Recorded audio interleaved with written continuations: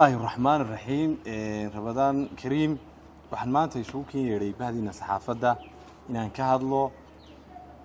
arrimo shalay ka hadlay gudoomiyaha xisbiga mucaaradka ee wadani mudane Cabdiraxmaan Maxamed Cabdulaahi Cabdiraxmaan Ciro hadalladaas oo daarana dood uu gudoomiyuhu ka keenay xariga xildhibaan Dhakool gudoomiye Ciro wuxuu yiri xildhibaan Dhakool sharci darro ku xidhan yahay waana dastuur jebin xarigiisu sideedaba horta waa dastuur jebin waxaan leeyahay xildhibaan Dhakool sharci darro kuma xidhna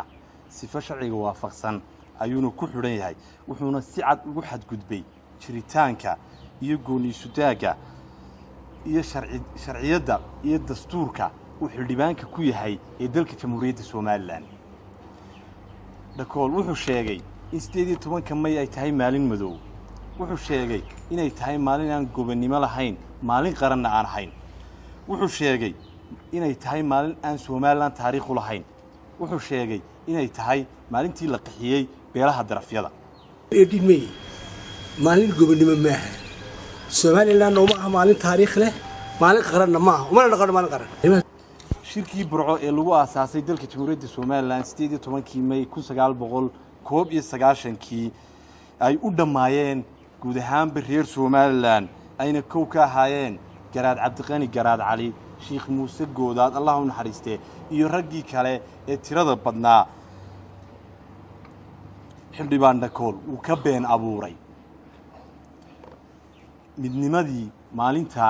lagu go'aamiyay ee lagu gaaray gooniisutaaga dalka Jamhuuriyadda Soomaaliland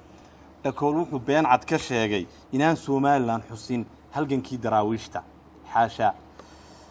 dastuurka Soomaaliland wuxuu mudnaan weyn siiyay oo ku xardhan xuskii halgankii daraawiishta taasina waa been cad oo bulshada ku kala qaybinayo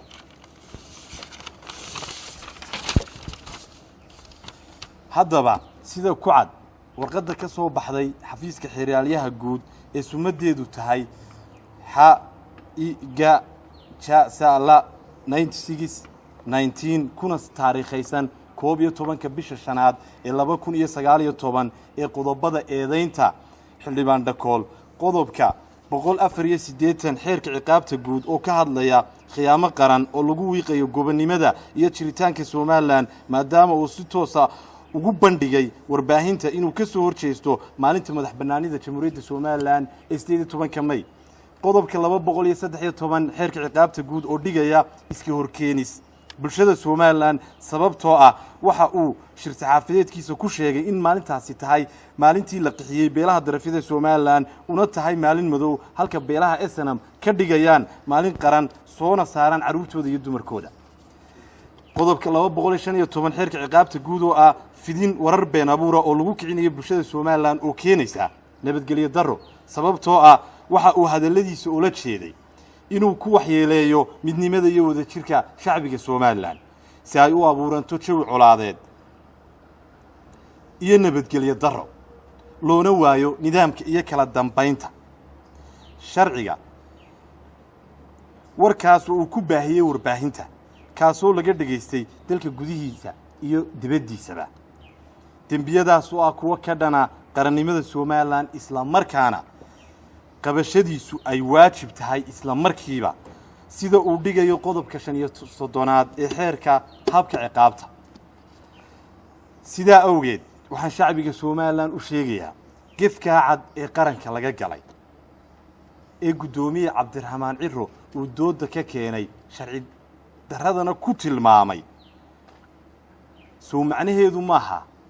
inuu ku raacsan yahay oo uu la qabo 18 May ay tahay maalin madow haddaba nin kale hal sii daayo iyo ka doodaya ee gudoomiye xisbiga mucaaradka ee wadani uu kowga ka yahay 18 May ma maalin cad baa mise maalin madow hadalkii golaha wakiilada marnaba la isku ma diidaneen in xildhibaan Dhakool uu gif qarankan ka galay balse waxay hadaladoodu daaranaayeen habkii loo maray qabashadiisa arinta fasiraadeedu waxay u taalaa labada hay'adood ee xiraalinta iyo sharci dejinta waa ka xunnahay xildhibaan qaranka inuu yiraaho 18 May waa maalin madow loo qabaa waxa weeye 18 May waxa weeye waa maalin qaran Soomaaliland baan wada leh dadka yiraahaa ma wada helin kuma raacsanin Soomaaliland baa wada leh waa I think Soomaaliland shacabka Soomaaliland baa koostay 18 May in loo dabaaltago